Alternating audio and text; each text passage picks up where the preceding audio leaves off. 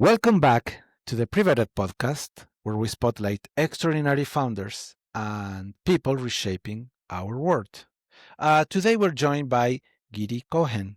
He's a serial entrepreneur, cybersecurity veteran, and now CEO and co-founder of Bonfy.AI.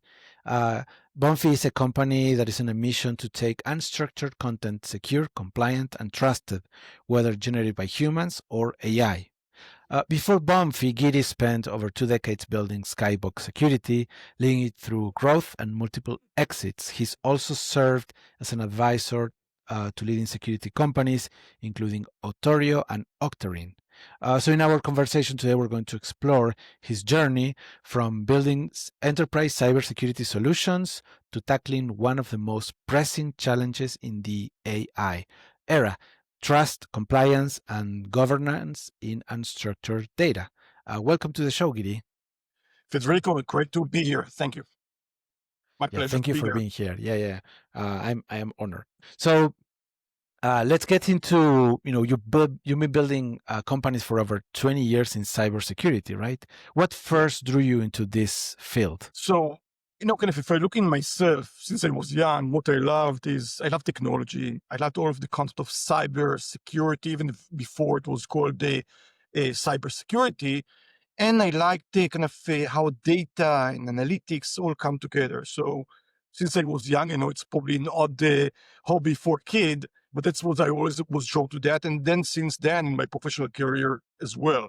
So when AI started to take off significantly, right, in beginning of 2023, though it's not a new field, but it took off in an exponential way since, I said to myself, first of all, I must be part of that great wave. It's amazing on one hand, but super risky on the other end, which sounds to me like a great opportunity to provide value as I did in other domains like the security and apply this type of knowledge and experience and energy and excitement to tackle this kind of what we believed then, which I think is absolutely clear now, a huge problem to tackle. Interesting.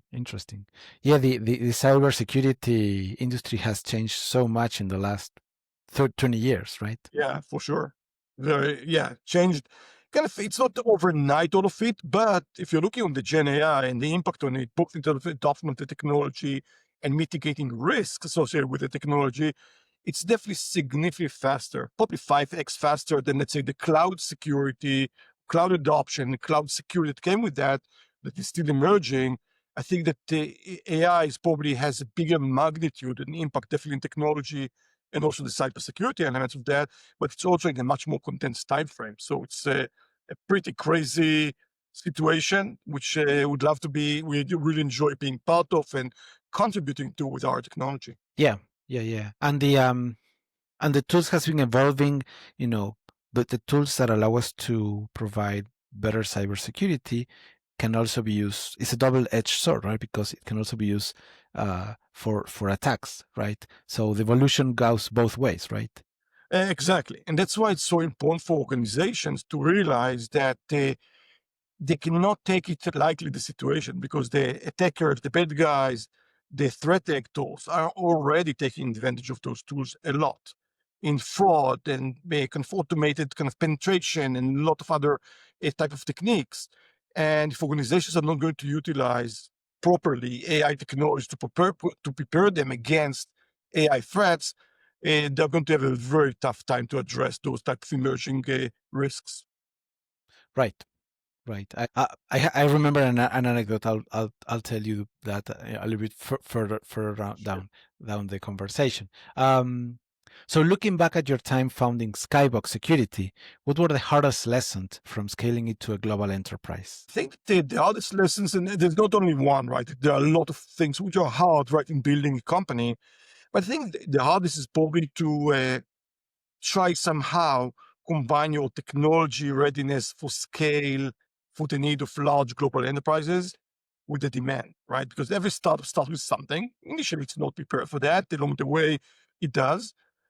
But when it hits you necessarily in a positive way, let's say when there's a big demand that happens to let's say in our case, then network security, posture management, some other elements that we then with, then how to prepare the organization to serve as a startup, really large organizations that are you're serving organizations who can be, not kidding, 1,000 times bigger than you, and you still need to stand there, have the right technology, being able to support them well, and to do it repeatedly. So we're definitely kind of challenging both technologically, organizationally, management-wise, etc. So there are plenty. Interesting. You had multiple exits in your career, right? Yes. What patterns have you noticed in building companies that last versus those Yeah. that Yeah, don't? it's actually pretty trivial, right? At the end of the day, you get a good exit when you have a good momentum and you show the right numbers, metrics, whatever is relevant in that industry for that maturity of the company. So as long as you can grow consistently and show the results of that you can get really, really lucrative exits. If you don't, it's much more challenging. So even Skybox, right, we had two big liquidity events that happened at a time where it can show very, very consistent execution. It didn't last forever, right? Every company has kind of ups and downs, but when you have the up, right, in a consistent way, that's typically when you can create situations where you can have a lot of opportunity for liquidity events. Right. Interesting. Yeah. Um, so let's talk a little bit more about Bonfy.AI, right? Maybe let's start with that. We call it actually Bonfy for the Americans. So it's Bonafide Oh, AI. really? Yeah, but I know that, unless if you speak Latin, Bonafide is a good way to kind of shorten to Bonfi.ai. But we call it like Bonafide AI, Right. primarily the American type of pronunciation of Bonafide. So anyway, Interesting. so Bonfide. Yeah. AI in good faith, basically, right? Yeah. Thank you for correcting me. I'm always afraid of mispronouncing, company names or guest name. So I can Yeah. compliment you that you pronounce correctly Gidi, right? A lot of people don't know if it's Gidi or GD, etc. So it comes from Gideon, right? It's my nickname since I was, baby. So you Right. pronounce it correctly. So good for you. One Exactly. one win. Yeah. Let it go. Oh, the tourist about that. Yeah. Yeah. I English is my second language. I'm actually I'm from Argentina, so I speak Spanish. Actually, not Spanish, Castellano, which is Castellan, right? Okay. It's mostly Spanish, but they have different inflections, right? Interesting.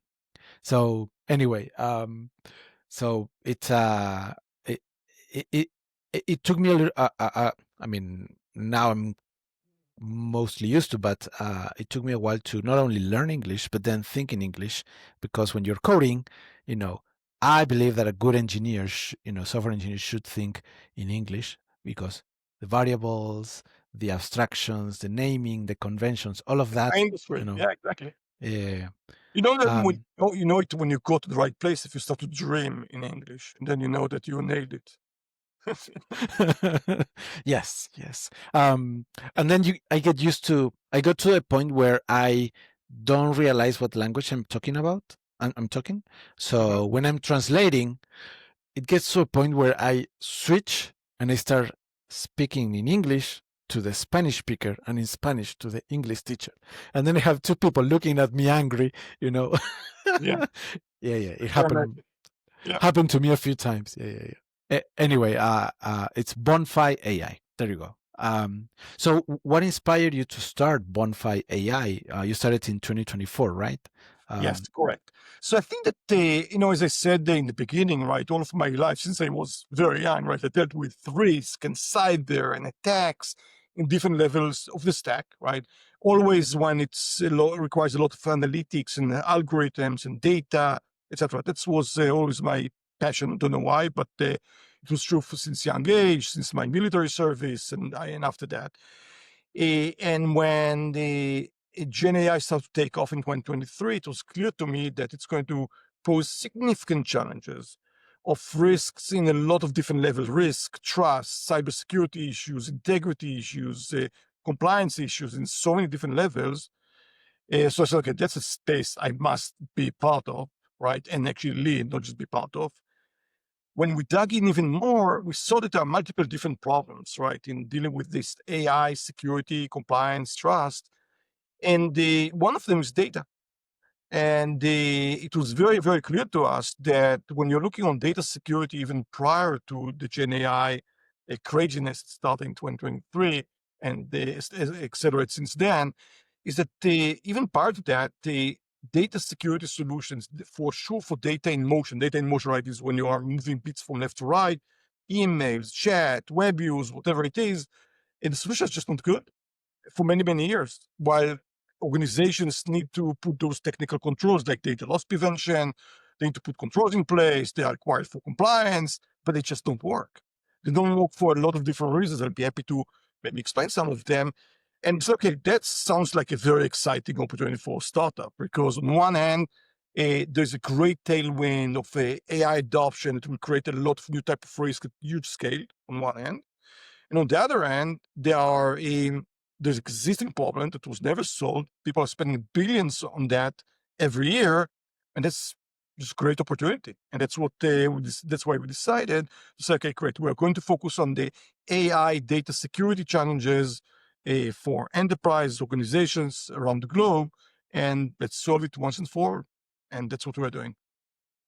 The challenge of cybersecurity and security overall, is that it's a balance, right? If you go too hard on setting too many rules on the sake of security, you can be hindering the operation of the business, right? But if you have too many flexible rules, then you're exposing the business to risk, right? And that balance is difficult Exactly. to have, right? Because everything is, everything is okay until there is an incident, right? And then people start complaining, why haven't we done better, right? And that's why. Absolutely. So that's what. Go Yeah, ahead. go ahead. Sorry. Go ahead, Federico. Oh, I was So going to. what I would say that exactly right. That it's part of the issue, right? That if you're looking on false negatives and false positives, right, in data science, that's a huge issue in the world of data security. Definitely when you put AI in place, and I think part of the fault of this industry, right, for many years, even predating Gen AI, was that it just did not focus on developing the right technology to make sure that analyzing the piece of content, the unstructured data, is accurate enough. And if it's not accurate, people are not going to rely on it. You don't want to create unnecessary friction in the organization, but by blocking a lot of what is expected, the common type of communication or sharing, while you want to catch the probably few but really dangerous type of events and incidents.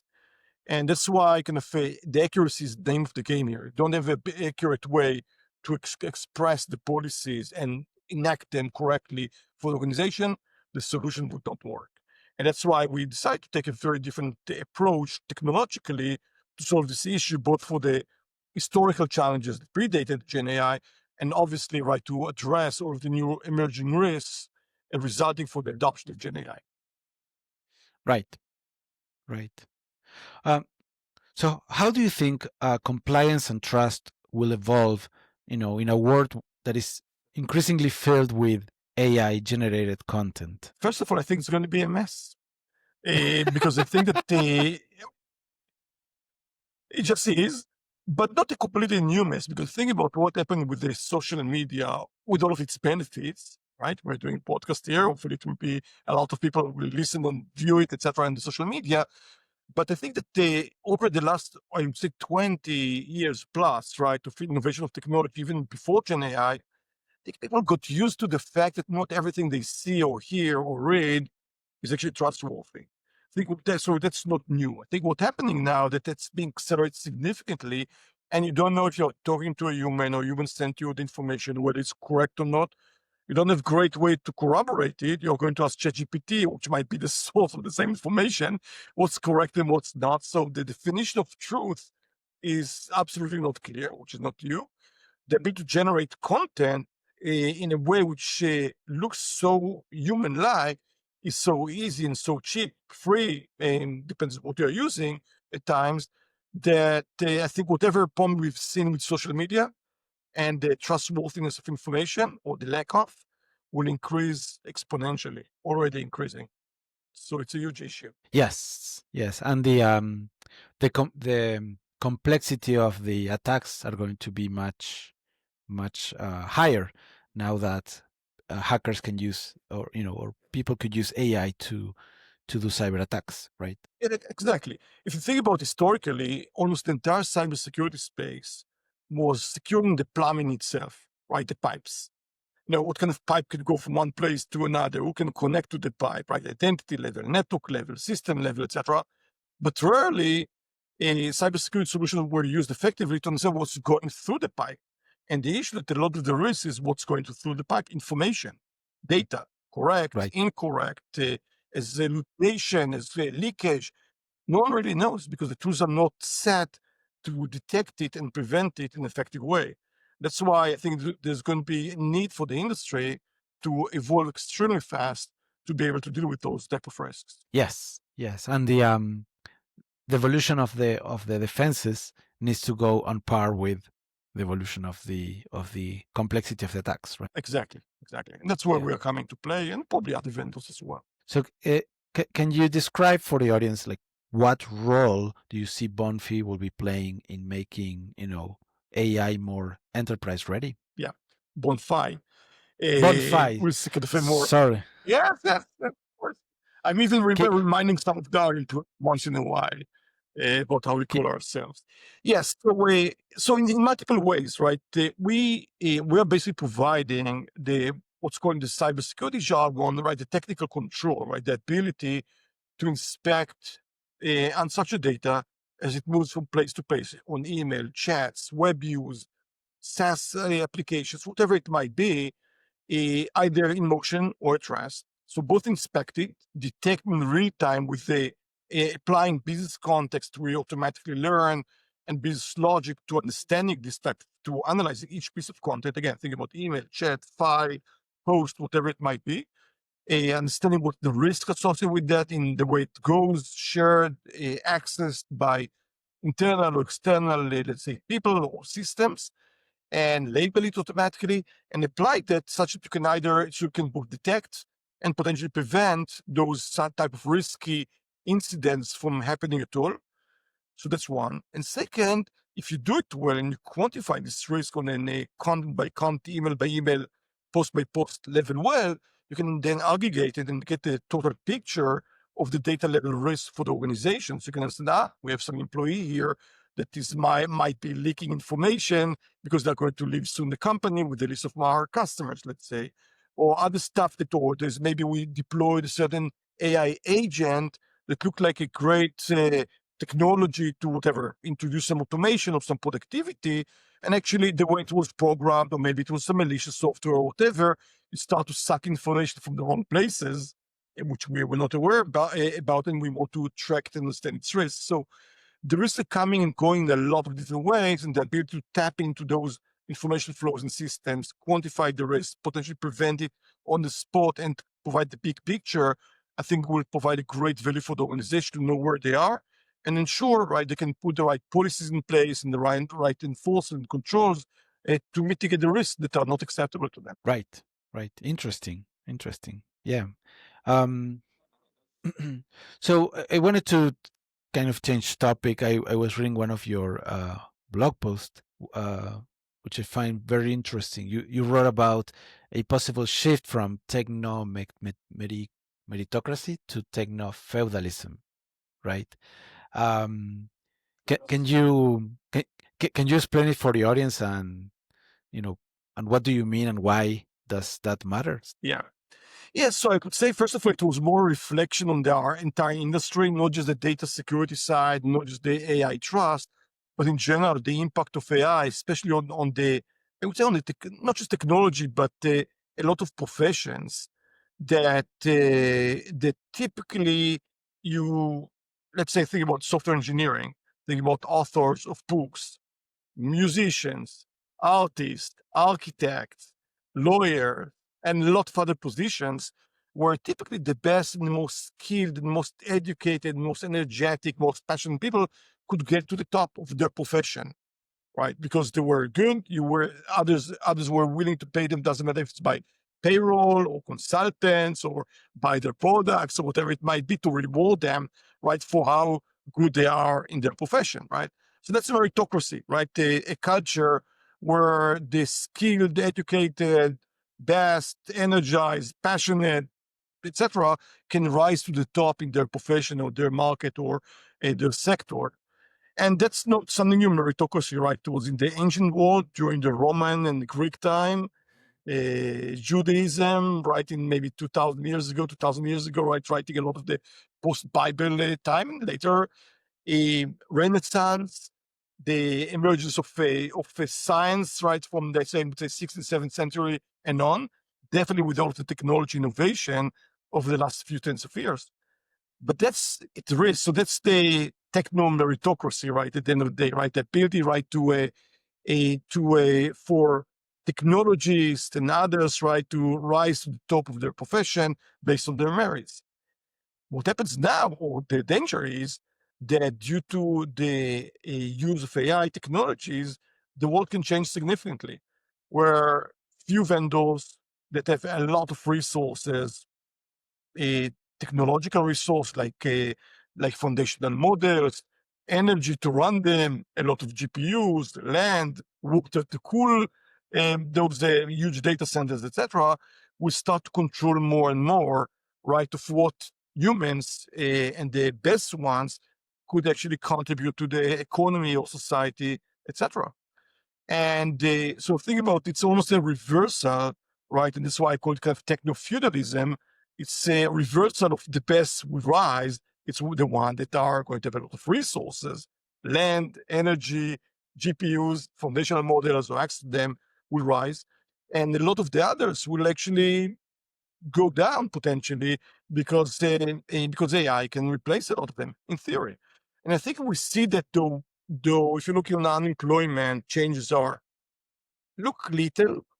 I think there are undercurrents that if you inspect well, and if it's your friends, right, working in, let's say, the technology space and others, you see some of the challenges already started because there's a lot of belief, and I think for a good reason, that AI can either replace a lot of professions or at least minimize the skill level or merits required by individual to conduct their profession, which again will lower the skill level, lower the reward for the skilled or educated, hence kind of reversing a lot of the meritocracy trends that we've seen for many years.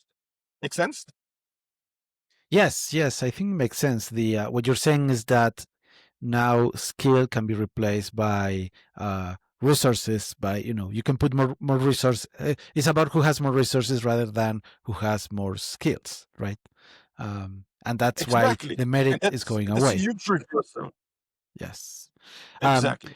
So again, a very dangerous trend that as a society we need to watch and understand: do we like it? Don't we like it?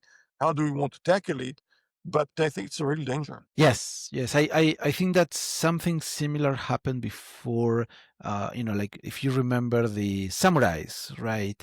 They would develop for years and years, the skills of sword fighting, right? And the same happened, all throughout the world, right?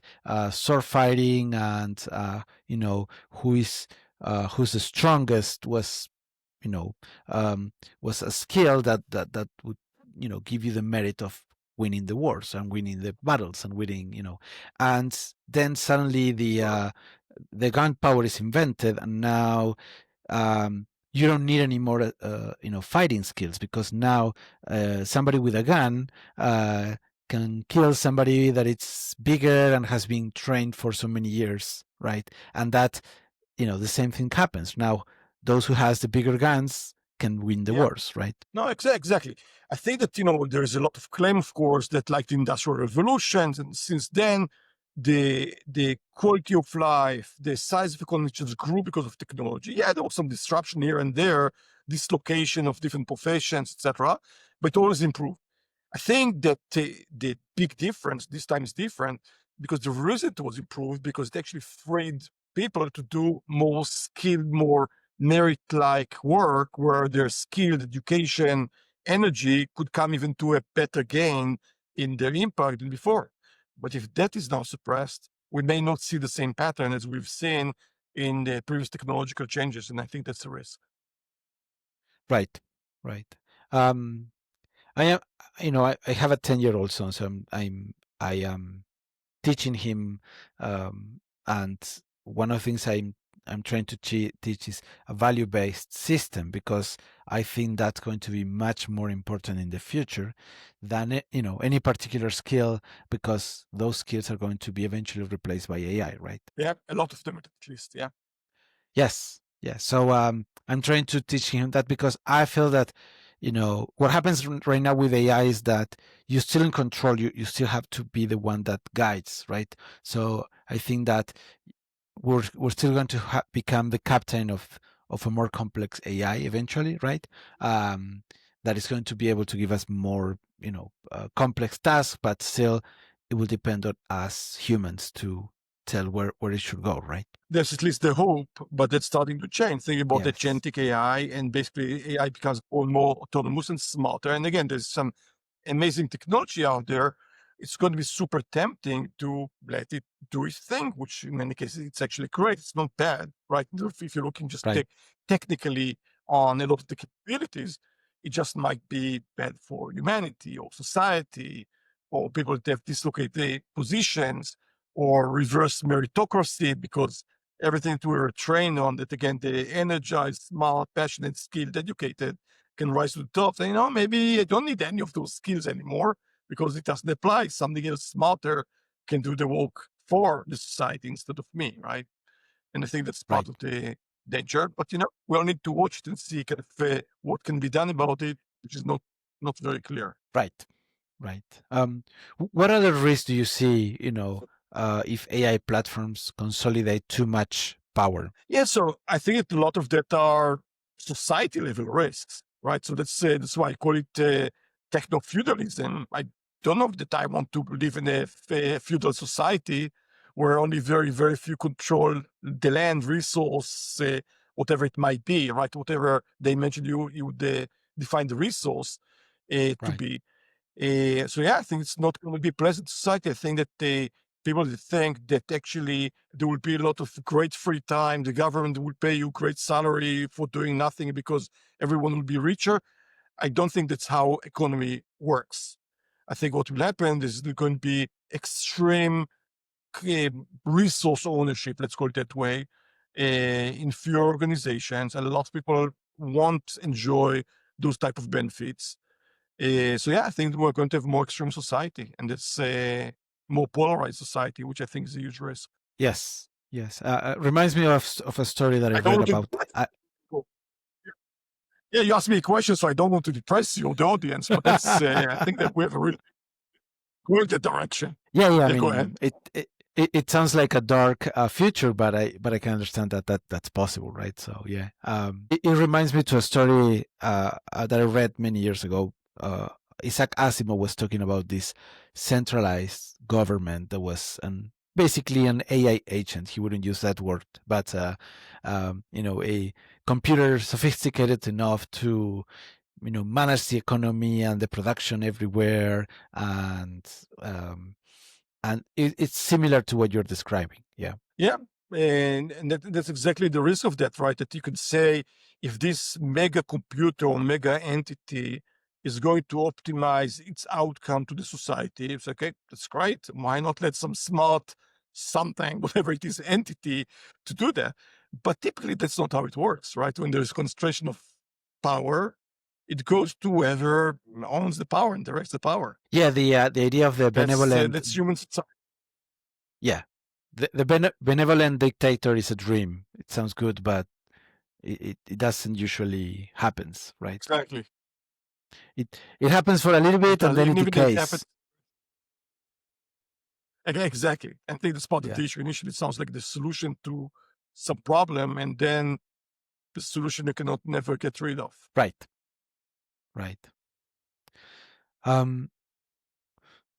So what advice would you give to founders,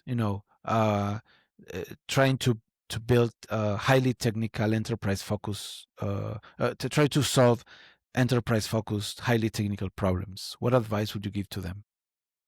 At least my perspective, and I'm sure that other people have their own perspective, but when you're looking on deep technology, at the end of the day, it's about the product, right? There are a lot of people out there that have experience of how to grow a company, how to conduct marketing, sales, etc. But at the end of the day, what you transact with the end customer, let's say with the enterprise, is a product or subscription or service that provides value to them. And that should be kind of at the end of the day, the core of the organization, right? So the products need to be really good, need to have the technology to actually solve the problems. Again, part of the issues in our space, I think there are dozens of companies that are selling for a lot of money for 15 plus years in data security and never solved any real problem. So you can ask why people buy them, because they have to, because of compliance reasons, because it was the best alternative. And I understand how how the industry develops. But at the end of the day, my advice to founders: focus on the product, make sure it really fits your target market. That's one. Second, understand well the personas which are changing over time that are going to buy and use and operate those products. And nowadays, organizations, because of economy, maybe because of AI, have a lot of pressure on efficiency for the people that they have, right?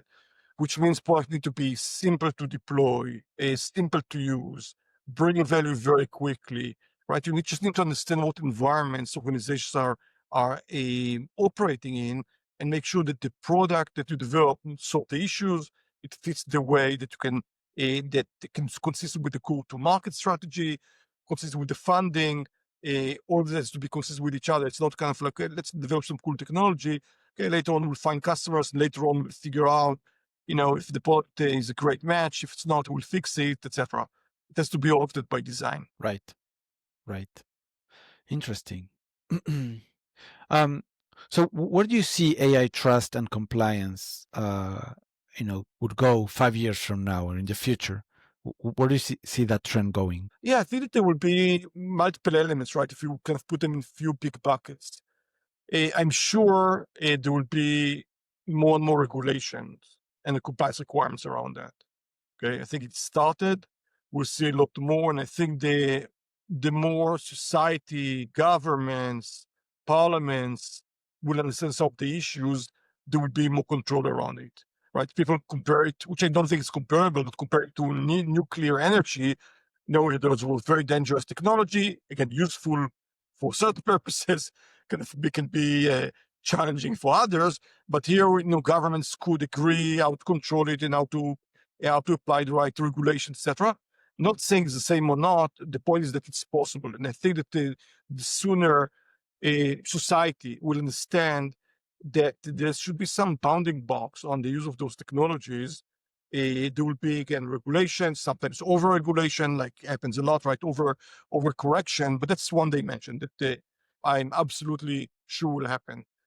I think second thing that will happen is that organizations there will be enough, let's say, industry knowledge that controls around the use of AI and data, etc., must be put in place not as an afterthought, but as part of the fabric of every organization that is actually adopting those types of technologies.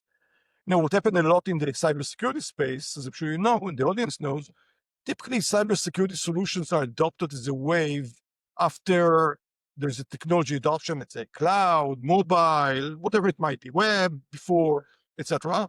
It takes a few years to understand the type of risk, and then a few years to say, okay, maybe I need to buy something or to put some policies in place. Then there's a whole industry that develops around that. Those cycles must be much, much shorter. Because the level of risk organizations are going to face is so high that if the industry, right, vendors like us and others, are not going to be ready fast enough, and organizations not adopt those technologies fast enough, they are either going to be sidelined because they are not using this great technology or set of technology called AI, and with all the benefits on one hand, or they're going to use those technologies recklessly and put themselves, their customers, employees, etc., at significant risks. So I think that all of this timeline is going to be condensed significantly, or at least must be condensed significantly. Right. What I've seen happen in the past is that there is innovation, right? I've been doing software since the .com era, right? So I've seen many cycles, right? And one of the things that I see happen is that there is innovation, right?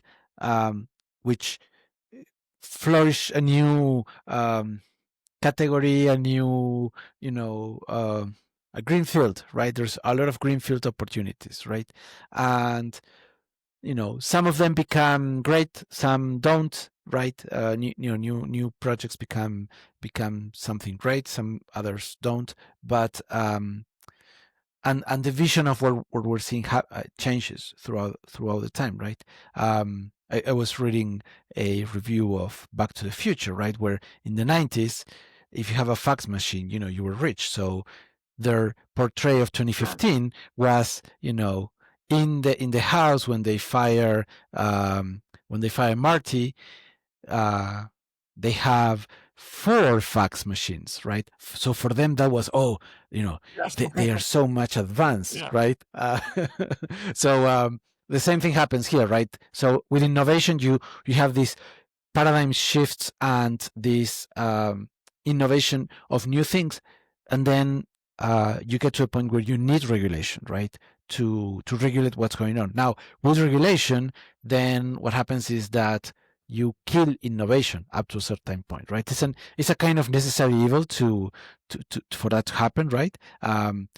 Privacy rules are something that we as users want. So those are one of the regulations that now we need to set in place, right? Yeah, no, I agree. I think that we also need to remember, you give the example of the Back to the Future with the facsimile machine, which I think is a good story and a good reminder. But think about the rate of change that happens now with AI. It's just amazing, which again means from a security or trust or risk perspective, that it's kind of a completely moving target. Think about terminologies that were used just 2 years ago, like RAG, right? Retrieval augmented generation is the way to do stuff, etc. So it's like outdated. Again, people didn't even start using that yet. It's already outdated potentially, right? So the rate of change is so high, and there are so many different elements. It's not one thing that I think it's going to drive a lot of organizations completely crazy. I think they will figure out what they need to do, what they shouldn't do, because not everything you need to chase just because someone said, okay, something is a risk, but to know what's the real risk and what kind of the technology and infrastructure fabric they need to put in place to protect will be a challenge by itself, again, due to the rate of change and the level of risk. But I think it will stabilize at the end of the day, and there will be, again, some regulations, some best practices, some common technologies that everyone will understand, that regardless of the specific AI implementation needs to be put in place to put the right type of guardrails. Yeah, I think that, maybe this is not completely accurate, but I felt that in the .com era, we were growing linearly. And now with AI, things are evolving, exponentially, right? And I'm afraid that legislation is going to take a lot more time to catch up, right? As you said, right now it's a moving target, right? So I'm afraid that Yep. regulation is going, the tail of regulation is going to come much later in the game, right? Very, very, very likely. Very likely. Yes, yes. And then, there is the risk of AI building itself, AI building AI, which, that could become a whole other thing, a whole other risk, Exactly. right? Exactly. So my thought exactly when you were just saying that, because the reality that AI may build itself and improve itself and get out of control completely. So there will be some point in time, probably not very far in the future. I don't know if it's not months, but probably very few years, that for a lot of situations, AI can be not just a source of the technical ability to execute something automatically and more smartly, but the origination of ideas, planning, the execution, optimizing its own target function, whatever it want to optimize, and then it will be kind of like a beast of its own, right? It will be tough to control. Yes, yes, and right now with RAG, you mentioned RAG, like it builds like 1,500 dimensions that we have no idea what they are, but AI knows what it is, right? So we're getting to that point that we understand how it works on the high level, but then we're losing control on how it works on the deeper level because it's complex enough that we don't really know, right? The non-deterministic outcomes of the process, those are factors that I believe are going to become a higher risk in the future, right? Completely. And again, circling back to Bonfy and our focus on unstructured data, that's exactly part of the complexity we're trying to solve, because every time you analyze the same stuff, it looks slightly differently. The same stuff is not exactly the same stuff. It comes up in different ways. So there's a huge amount of variation. And therefore, right, you need to have type of solutions that actually can inherently, right, deal with those variations without the need to be over specific, what kind of patterns to look for, etc. Again, closing the loop on what you actually said in the opening as well. Right. That's very interesting. Yeah. The and that is attached to the level of complexity of the attack that is coming, more and more complex, right? And mimicking humans, right? Or, real humans, right? Or legitimate users, right? And they're harder to detect. Yeah. So I can see how Bonfy.AI would have a big impact in the industry. Yeah. Yeah, that's definitely our plan. And again, I think that this is going to be a long way to go for the industry, for the market, for enterprise, for humans, right? To understand what they're up to. And basically what we are here for is actually to help them in their journey, not to slow down AI adoption, probably to even accelerate potentially, but to put the right controls so you actually enjoy them for the benefits that they were designed for without compromising on taking unbearable risks of all of the side effects you want to avoid. Right. So